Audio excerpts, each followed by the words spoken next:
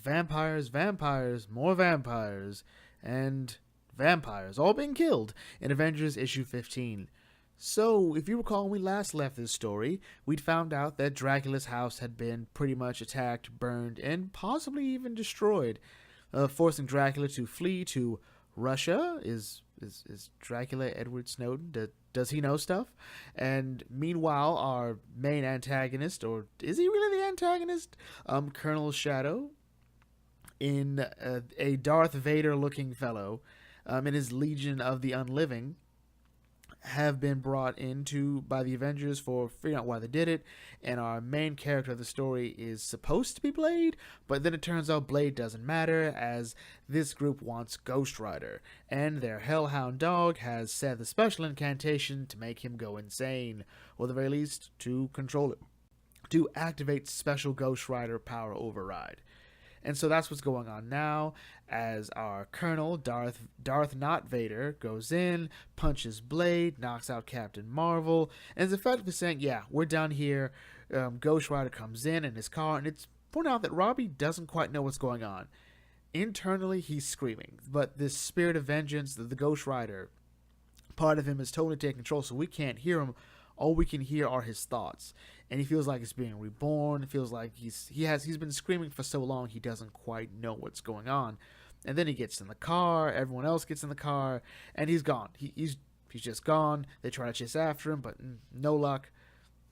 So then we cut to Russia again, and this time it's Tony Stark meeting with Dracula, and we don't quite know what to expect here.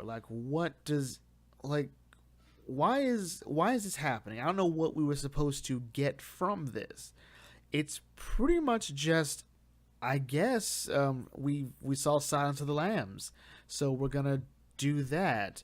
For the most part, it seems that Tony wants information from Dracula. Dracula's like, yeah, that's adorable. I'm not giving it. I don't care. And by the way, your dad came to me one time, Tony, and that's the only really interesting part about this, because Dracula's pretty much, done. He has no real plans other than staying here, presumably where it's safe, because he knows the Legion of the Unliving's after him. And he says, yeah, your father, Howard Stark, came to me, offered me, even you, for immortality. Offered me his son, his little boy, just so we could live forever. And it rattles Tony up a bit, but not enough to really matter. And then it turns out Dracula may have staged a prison riot, which forces the Winter Guard, the Crimson Dynamo, and all of them to deal with it along with Tony. And everyone thinks, well, he's planning to escape. Tony realizes, no, he's just doing it to show us that he can do it. Then we cut to Japan, where Legion of the Unliving is going around continuing their purge of vampires. Even vampires that are relatively peaceful, like those that only drank blood of the wicked, of criminals. And they're like, nope, still gotta die. And it's interesting to see what, I guess, their Ghost Rider is supposed to do now that, Robbie's effectively been forced into the background by this persona. He's, if anything, supposed to be, if I may borrow from Game of Thrones here, the Mountain. This sort of big, powerful, lungering beast that if you point him to something, he'll do it. Say that has to die, it has to die. And he's been presented with these children, these vampire children.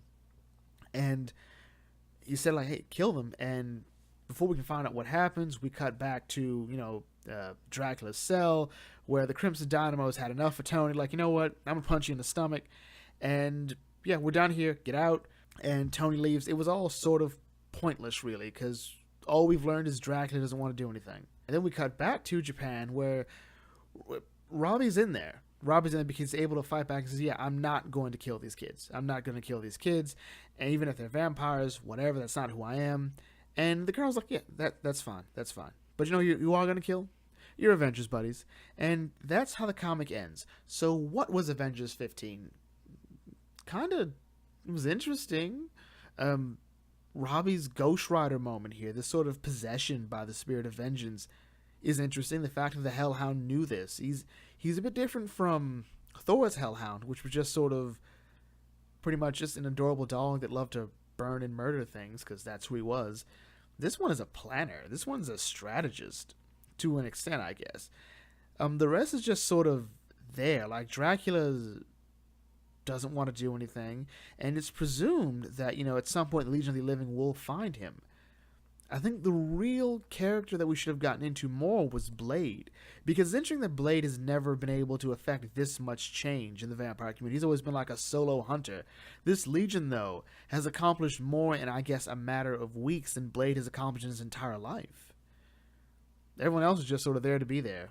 But I expect we'll see Captain Marvel, we'll see Thor, we'll see Cap reach Robbie inside the Ghost Rider persona next issue to really help us understand what's going on. We'll see like the power of friendship moment, which isn't always bad.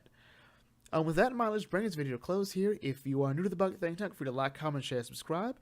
Check out some other videos on this channel. It really helps, and I will catch you all later. This is the Bucket Think Tank signing off. May your fandom serve you well.